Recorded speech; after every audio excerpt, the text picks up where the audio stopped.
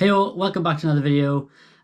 It's not pretty out there today, not very good weather, so I've decided to stay indoors and I'm going to go through another video of Ironman Wales, and this time we're going to analyse the run. After a pretty hard swim and a pretty hard and long bike course, the run can be very daunting for a lot of people. And it was certainly daunting for me last year. One, never done a marathon before, and two, actually haven't done the distance before the Ironman.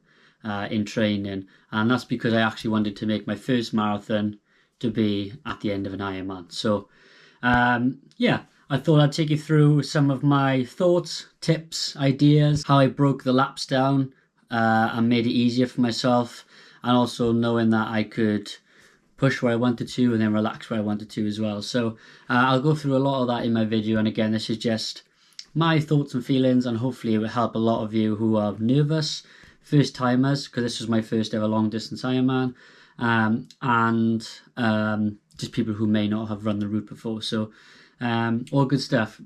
My first big tip, and I will say this at the very start because I don't like doing clickbait, but the timing chip for the end of the marathon is at the start of the red carpet.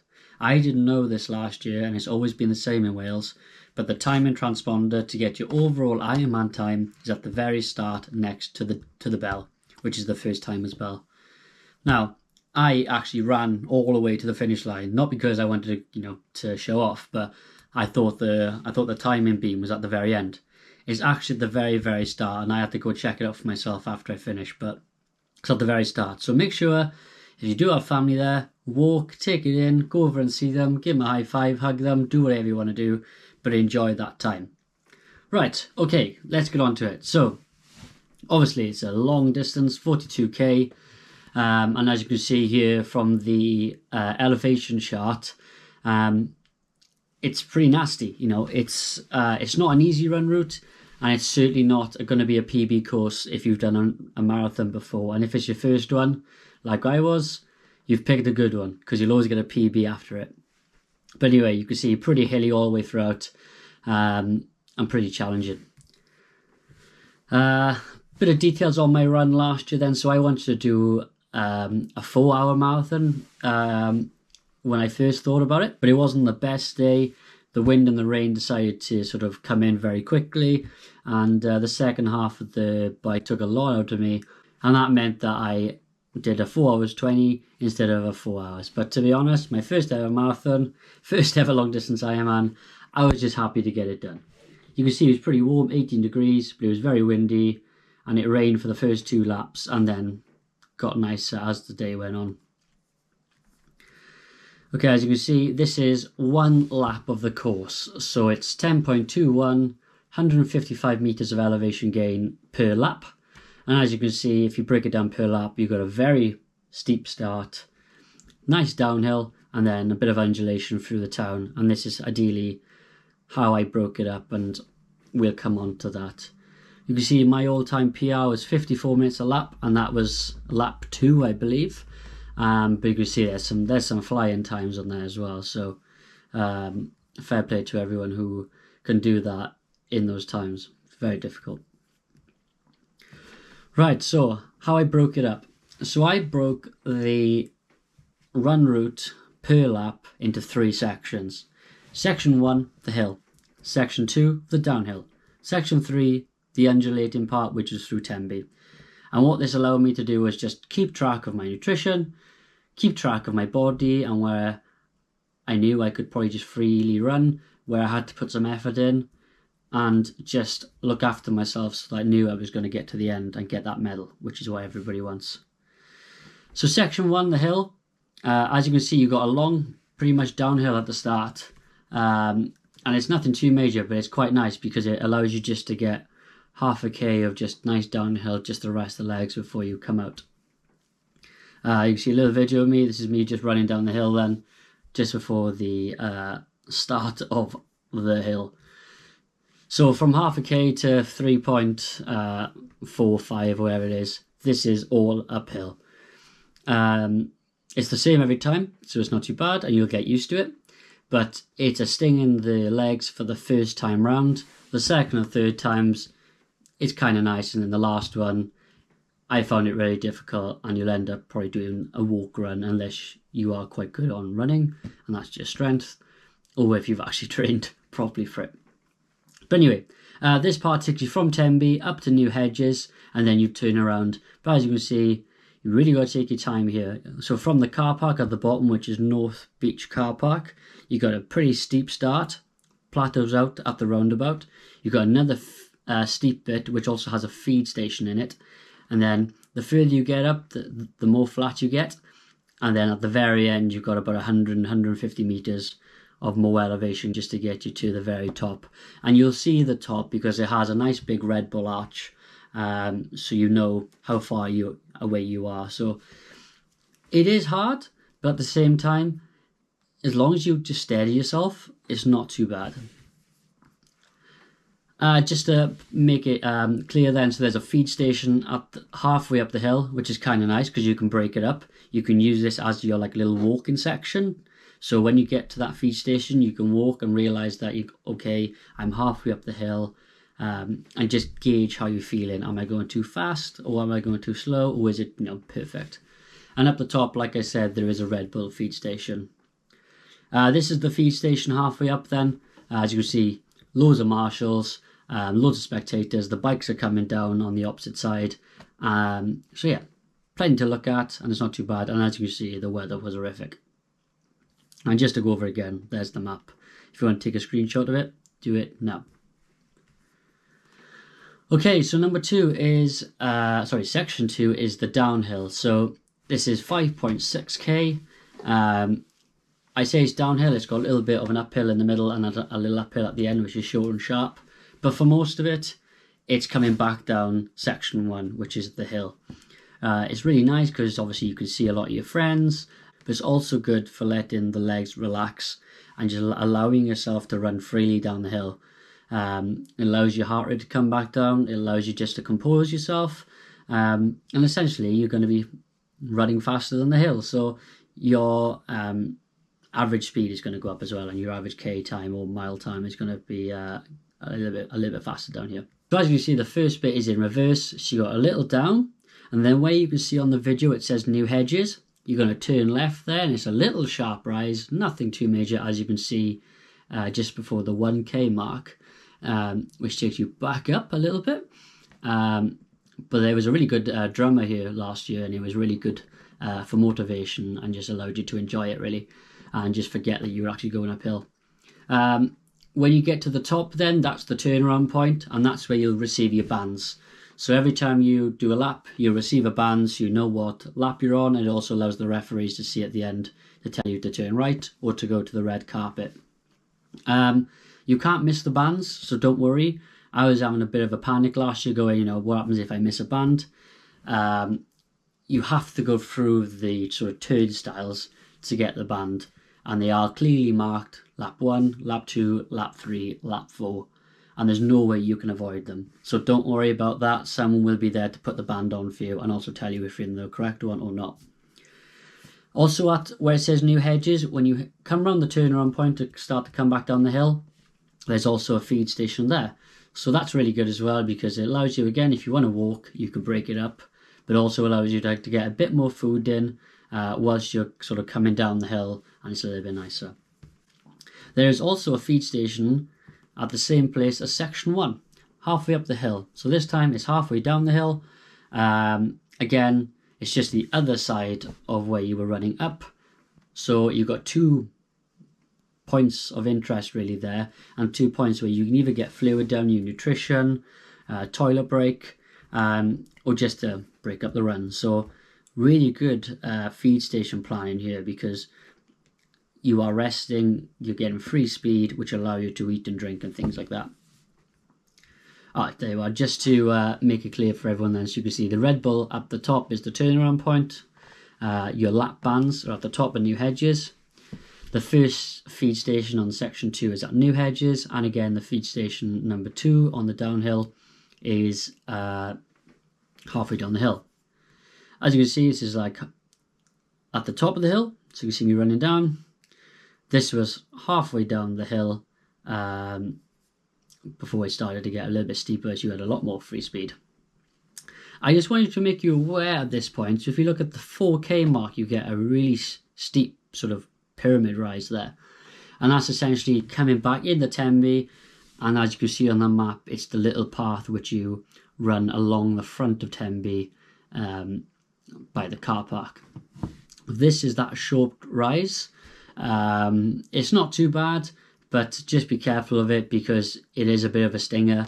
And you'll think, yes, I'll run straight into Tenby, but that can actually hurt you and actually be worse than actually the hill up because it's short and sharp and it may catch you off guard.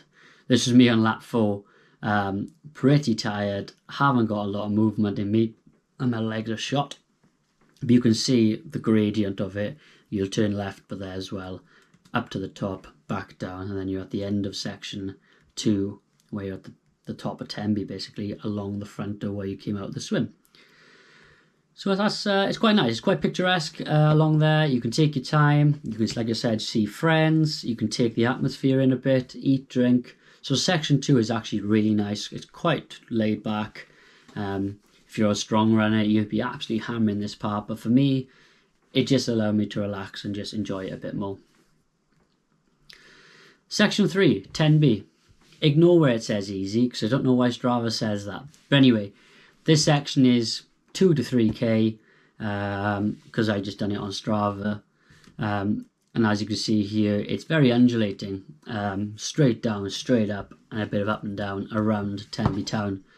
It's really nice because you see a lot of people and there's lots to look at. What's not nice is that you will smell every restaurant in Tenby, which makes you really, really hungry. So make sure you eat before this point, otherwise you will start to feel hungry because you can smell food.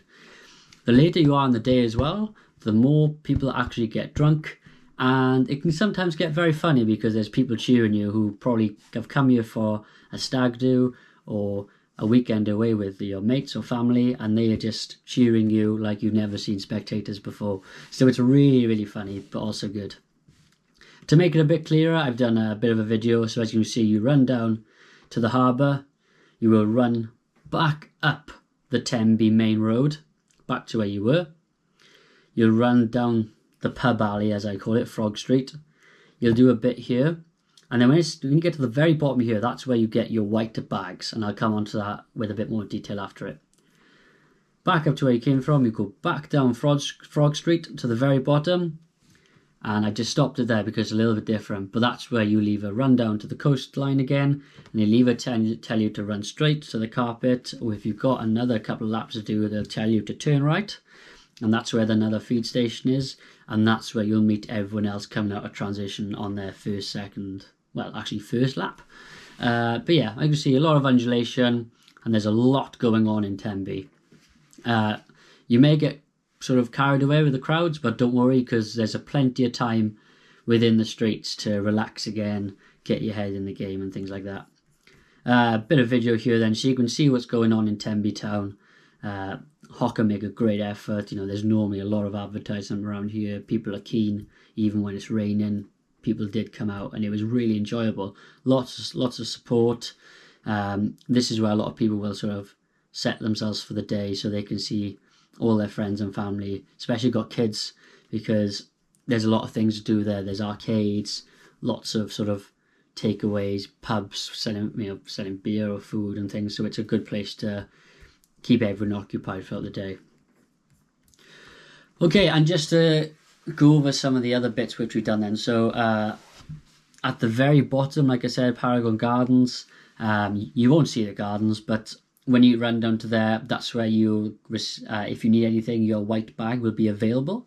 What they do like you to do is to shout your number whilst you're running down the lane, just so they can search for your bag before you get there. That will save them time, and it saves a queue sort of getting bigger and bigger. There wasn't a queue when I was there. I never saw a queue, and normally it has a lot of volunteers there to help you out. So it's very good, very well organised, but just make sure that you shout your number, and that's not going to slow you down, and you don't have to be waiting for a bit longer than what you would like. What I would say is, and I didn't see this, and I hope it doesn't happen, but please don't have a go at the volunteers if they're not getting your white bag quick enough for you. They're just there to volunteer and to help you out. So always say thank you to the volunteers who are cheering for you, and just to make sure that they feel appreciated. There's a feed station at the other gardens, and that obviously where I put the turn right, that's where you'll join the people coming out of transition. But again, that's another feed station. They've all got the same thing on them, fluids and nutrition and things, so you can't get wrong. But yeah, there's another feed station there, and that's the only one in town before the hill. And you go back onto section 1. So if you do feel like you're hungry or you need to get something in you, that is the place to do it.